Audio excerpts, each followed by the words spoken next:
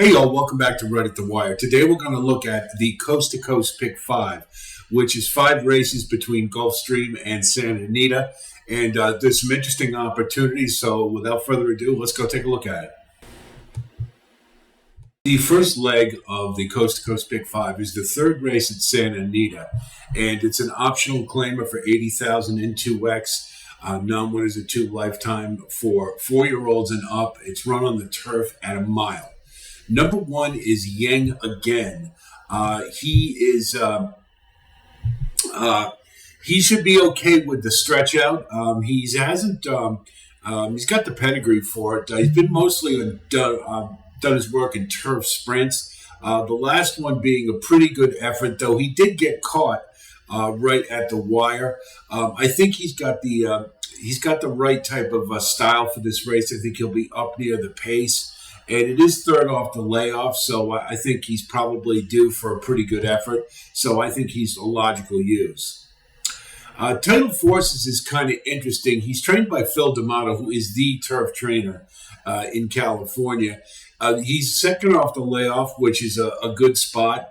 And he's Phil D'Amato, 16% going from sprint to route. So there's a good platform for this one. Now, the last race, he was carried very wide, he was 8 out, and but he still closed pretty well. He obviously lost a ton of ground, so being on the inside may help him get a better trip. And I think he's got enough here that you want to think about him. I think you're going to get some decent value. This race is fairly wide open. I mean, I think there's a lot of options in it. So I want a price, and I think this one is just as good as a lot of them. And I think that he offers good value, so I think we use him as a win candidate. Phaethon, I hope I'm saying that right, is a foreign invader. He came from was racing in France. And all sprints. So this is his first route. And he's run a couple of times at Santa Anita in the shoot and turf sprints. And he, really without much fanfare. His first effort, he finished third. But I don't know. I just don't see him. He's stretching out for the first time. There's just not enough for me to get excited about. I think he's going to be a pace factor. So, they'll have a horse to run at. But I don't see him being much more than that in this race. Flashiest is he's been in this class. If you look, he's been 1, 2, 3, 4, 5, 6, 7, 8, 9 efforts at the option 80 level, and he hasn't won. He's been in the money a few times, and his last race wasn't that bad. He did lose some ground in it because he was carried out wide, but I look at him to be more of an underneath play. He kept on okay, and I guess he's in decent enough form, but the lack of wins is really the big question about him. He hasn't won in 2 years, so I'm going to use him underneath. I don't think you can use him as a win candidate. Time to Party, he's cutting back a distance, and I think that would probably help. The thing about this one is he has a tendency to be rank. And the last race in particular, because he was pulling so early, it cost him a lot of energy, and consequently, he didn't have enough left to finish the job. He did get up for fourth, and so I think maybe a mile is a little better position for him, a little better distance. And I think he's more, to me, one that you use underneath possibly. But I just the fact that he tends to pull in his races, that kind of is a turn off to me. And at 5-1, I think that's a bit of an underlay. Cash Equity won his last start in this class and did so pretty well. He rated and closed pretty decently. He's got some nice back class, but the only question I really have here is cutting back to a mile, and he's done most of his better efforts at 1 1/8 or longer.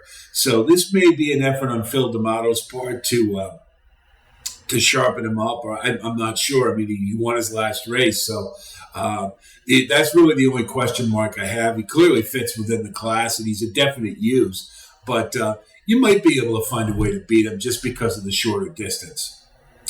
Carmelita's Man is a dead closer. I don't know how much pace there's going to be to run to in this race. He had a lot of traffic trouble in his last race. I mean, he got walled off on the backstretch, and then again when he was trying to close. He did demonstrate a pretty good closing kick, and that seventh is a little misleading. He was closer to the fray at the end than perhaps it looks like. So, I mean, he needs pace to run to, that's for sure. And that's really the big impediment here. And plus, cutting back to a mile as opposed to more ground probably won't help the cause a whole lot. So I think you use him in the exotics, but I don't see him as a win candidate. Yes, this time is pretty interesting. He's got Frankie Dettori on him as part of his farewell tour, and Mark Glatt trains him. And the two of them have won at 40%. They're 2 for 5, so I think that's a good indication. This one is cutting back to a distance that he much more prefers. He's run at a mile quite a bit and done pretty well. So I think that's a good sign. He's 3 wins and 2 in the money out of 6 starts. So I think this is a much better place for him to be. I think his running style will be up near the lead, which there shouldn't be a lot of pace in this race. And I think it's 6-1. That's a very square price. So I think you definitely use yes this time on your tickets. The second leg of the Coast to Coast Pick 5 is the 8th race at Gulfstream, and it is an optional claimer for $75,000, non-winners of 2 Lifetime and 1X. It's for 3-year-olds, and it's on the turf at a mile and a 16th. The first contestant is number 1, Lights of Broadway. Mark Cassey trains this horse, and we had some interest in this one earlier in the year after a pretty good performance in the pulpit behind Ari Gold, but really disappointed in the Kitten's Joy in a fairly paceless race, but it didn't really factor there, and we thought it might be at a price might be pretty good, and then followed that up again in the Columbia with another dud against Talk of the Nation. So that's some good competition this one's been running, and that's for certain, but just seems to be really disappointing and regressing. Is not improving, and I just don't, had a rail trip in the last time, but there were no excuses for not doing better. So I don't like this horse at all, and I'm just not going to use him. Swan Lake is a pace presence. Will have the inside post, so for his running style, that's a good thing. Has had some pretty good success. And he had a little trouble in the last race, but he was able to keep on. And the only question I have is tends to gave it up in the last one at a mile and a 16th. So I think that, as a pace presence, it looks to be getting better. But you always have to have that in the back of your mind. And do they have the grit to hang on? But I think this one is a possible win candidate given the field. So I'm going to use him rather. Keep saying her because it's Swan Lake. Sorry about that. But I think it's a pace factor and could have a chance to wire the field. Wine Empire, what can you say? Again, another one coming out of the Macho Man, that negative key race that never seems to go away. Granted, this is on turf, and this one has yet to perform on it, but I don't see any efforts prior efforts in the running lines that tell me that this one's going to be a real standout. I didn't see anything in the way of stats for the pedigree that would tell me that this one's going to be a world beater. So I don't think we include this one. We'll wait and see. Kelly Cantus is trained by Todd Pletcher and has been kind of versatile. Sometimes it's on the lead, sometimes not. I guess we'll just have to see what this one chooses to do. Last race ran up against Webslinger, who I really like in the stakes race at Keeneland on Friday, but didn't really demonstrate a whole lot first off the layoff, which is a little surprising. Maybe has a possibility of progressing forward, but I don't like this horse at 3-1. I think that's a bit of an underlay given the prior efforts here. So I think maybe you use this one underneath, and if this one's the favorite, you definitely want to try to beat. Prudencio is just not good enough. I think that, maybe we'll try to be a pace factor of some kind, but really hasn't demonstrated anything to tell me that he's going to be competitive in this spot, so he's a toss. Sendero I like in this race. The Columbia last, he didn't do he didn't do too great, but at the optional claimer level, he's been competitive. And I think that, he looks to me like one that given the right circumstances, given the right trip, he'll get home. I think he's trained by Todd Pletcher, and I think that maybe that was a bit of an aberration in the last race. I think he's capable of better, so I'm going to use as a win candidate. English Painter is trained by Saffie Joseph Jr., and he has been pretty good. He's only been out of the money one time, and that was his first start as a maiden, and we can certainly forgive that effort.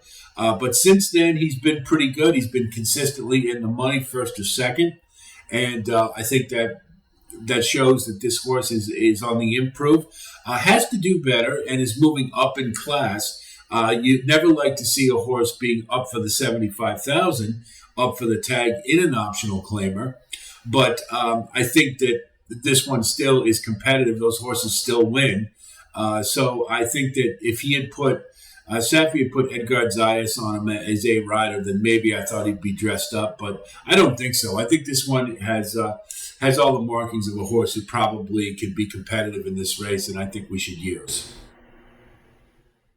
The third leg of the Coast to Coast Pick 5 is the fifth race at Santa Anita. It's the Grade 2 Charlie Winningham Stakes. It's run on the downhill turf at 1.25 miles for 4-year-olds and up. And what does downhill mean? Well, if you look over the configuration, you see it starts at the end of the downhill sprint course for Santa Anita. So you're going to go across dirt early on. And if you look at it, it does tend to favor horses on the outside. Horses on the inside, unless they rush up, are probably going to be shuffled back. So if they're an early runner, then there might be a problem. We want to keep that in mind when we look at this race. But if they run from off the pace or behind, then it probably wouldn't be too big a deal. Opry is a late runner or a pace presser more or late runner. So he probably is going to be able to get to where he wants to, I would think. The San Marcos was he rated pretty well, and I didn't see a real big closing kick, like that big burst that you want to see. He was very mild, like almost one paced. And he's got Frankie Dettori back on him again, but he'll get the most out of a horse, and if that's the most he can get, then that's not going to cut it here. He's definitely back at the 1.25 miles is where he wants to be. That's the kind of distance he likes to run at.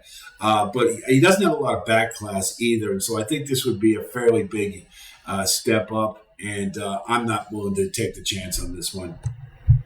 Dicey Mo Cowra is exactly where he wants to be, conversely. He's running in 1.25 miles in the graded stakes race. That's what this one does.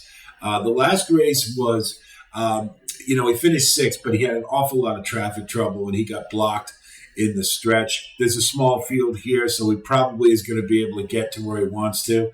And if that's the case, then I think he's a definite win candidate because he's one of the classier horses in this race. Has the right running style. I think he can get up right behind the pace and make the move when he needs to. Midnight Joe Star is 4-1 is an underlay for me for this one, for a horse who's never run in the graded stakes. He's got Kent DeSormo on him, who's a great turf rider when he's right, and he seems to be back on the straight and narrow. So the last race, he made a really nice move to move early with this horse, and he caught all the closers napping. And you could see it in the stretch when he was finishing up. There was a lot of horses with big kicks behind him who couldn't get to him because he got the jump on him. Now, that type of move in this race, I don't know if it would be possible or not, and I don't know if this one really has enough in the tank to finish the job against some of the more classy horses here. But if DeSormo, he is a big plus for a horse who's stepping up in class. This one needs some pace to run to, so I think the lack of early speed in this race kind of hurts him. And at 4-1, I think is an underlay, and that really turns me off on this one. So maybe you want to use this one underneath, but I wouldn't take a price any shorter than 4-1, and I'd probably want something bigger. Awfully Naughty is trained by a really sneaky good trainer, Mike McCarthy. I've always liked him. And this one has run at the distance many times and longer distances as well. So I don't think there's any problem with that. The question really is class more than anything else. I always see one stakes race, the San Luis Rey, where he got a 4th. And I finished behind Dicey Mocara, who's here today. And don't know that I saw a whole lot to tell me that this one is going to be a win candidate in this race. You are getting 12-1, so I think there's good value. And likely this one could very possibly get underneath in the exotics, but I don't think he's a win candidate given the classier horses in this race. Oncoming is kind of the same variety. I don't see a lot of, there's really not much back class. He's been running in claiming races as well as starter allowances and hasn't been dominating. He does pretty well at that level, but this is a quantum leap from there. And there are other closes in this race that I would prefer to this one, so I would toss this one. Master of Foxhounds is probably going to be the lone speed in this race, and that obviously gives him a tactical advantage. Given the small field size, he should be able to get right to where he wants to. And then it's a question if he's good enough. Now, the big problem with this one is he does tend to give up the lead. And he's in a race where I think you've got a couple other horses who are primed and I think are ready to take this one down. So I don't really like Master of Foxhounds in this race. I think it's the distance he wants. I think everything is exactly what he likes, but I'm just his last 4 races he's been outfinished, and that kind of gives me a cause for concern. And one of them was in the last race, Gold Phoenix, who's right next to him in this one. So I think the Kilroe Mile is a little short for him. He certainly wants longer, but I think that's a bit of a warning sign to me. So he is he's one of the 2 favorites. Probably will be at post time, but I'm going to try to beat him. Gold Phoenix is trained by Phil D'Amato. He is the turf trainer in California. I think the Kilroe was a really good tune-up for this one. He obviously wants longer. You can see most of his efforts have been at 1.25 miles or around significant distance, let's say. I think this one is just coming into his best form, and everything points to a good race here. Second off the layoff is a decent angle for Phil D'Amato, and I think it's logical to use this one as a win candidate. The 4th leg of the Coast to Coast Big 5 is the 10th race at Gulfstream. It is an optional claimer at 25,000 N1X, run on the dirt at 6 furlongs for 3-year-olds and up. Number 1 is King Cab. He will definitely be a pace presence in this race on the rail. But as you see from his last 4 starts within this class, he's given up the lead each time, whether it be on turf, synthetic, or dirt. And I think this one's just off form, and I think he needs a break, so I'm not going to include him. Maddie's Dream, I think, is going to be an early runner as well. Hasn't finished out of the money in any of her 4 starts. Has been second or first in all of them, and you have to like that. The main thing I liked more than anything is if you looked at her running lines, all that italic. She's been running in key race after key race, so I think that shows that she's not that she's not going to back away from a fight. And this is not really a step up in class; it's more of a step aside. And I think this one is a really good, after freshening in particular, should be a good one. Sensei Lawrence is going to be an early pace presence. This one has a little bit of black back class, but the buyers look a little light for this field, and is up for the tag for 25,000, which is never a good sign. Not never, but most of the time. So I think there's some intent to get rid of this one, and so I will too. Pounceville is pretty interesting. He's had 3 starts, and aside from the pretty poor maiden beginning, figured it out pretty quick and won by 14.5 lengths in his last start. So that's pretty impressive. It did pretty well the next start, at 7 furlongs within this class, but I'm not sure it's quite the class level it was that this one will be. I think this one is a pretty good candidate to be involved, but I think we're going to use more in the exotics because I've got a better selection I'll get to in a second. High Yield Kitten is seems the buyers seem a little light for me. This one's it seems a little versatile, can go either way, whatever the situation requires. But I think more distance is what this one probably wants. 7 furlongs or a mile. So maybe this is just to shorten up and maybe sharpen up the form a little bit. But I'm not really high on this one, and I'm not going to use. Gangly is a very deserving 8-5 favorite. If you look at the last race, was pretty impressive, closing hard and really dug in. Nearly pulled that one off. The buyers tower over other contestants in this field. Is running back to the same class, and I just think that had a really big sweep 5 wide, and the owner's pretty hot too, Peter Walder. So I'm going to use this one as a single because I think he clearly away is the best horse in this race. Create Again is another one by Peter Walder, but if you look at the running lines, there's not much to get excited about. Has been running in the claiming ranks mostly and has had some okay efforts at this class level, but that was last year. Of more recent form, the first 2 starts of this year were nothing to write home about, and this horse either has lost something in the translation or has just finally reached the end of the line at 8 years old. Up for $25,000, really can't get excited and won't use. The final leg of the Coast to Coast Pick 5 is the 6th race at Santa Anita. It's the Grade 1 Santa Anita Derby. It's a Derby prep for 3-year-olds running a 1.8 miles on the dirt. I'll refer you to the video I did analyzing the race in more detail, but I'll short shrift it here for the purposes of our tickets. We like number 3, Go Rocket Ride. I think he demonstrated a lot of precocity in his second start, first around 2 turns. Did very well, and I think being up near the lead in this race is a good thing, and I think this one's a logical win candidate. Number 5 is Practical Move. The winner of the San Felipe was very impressive debut at 3 years old. If he builds on that, this should be no contest, and he'll likely win again. Number 6 is National Treasure. He's a bit of an enigma. We're not sure what we're going to get because he's been away for 3 months. The Sham Stakes last was a little disappointing, but it was a weird race because they were all Baffert trainees and just not sure what they were really trying to get to with that one. But his training has been interrupted because so he had to scratch out of the San Felipe. His last works have been pretty good, but it does look like they're rushing him along, putting in multiple 6-furlong works to kind of catch him up a little bit.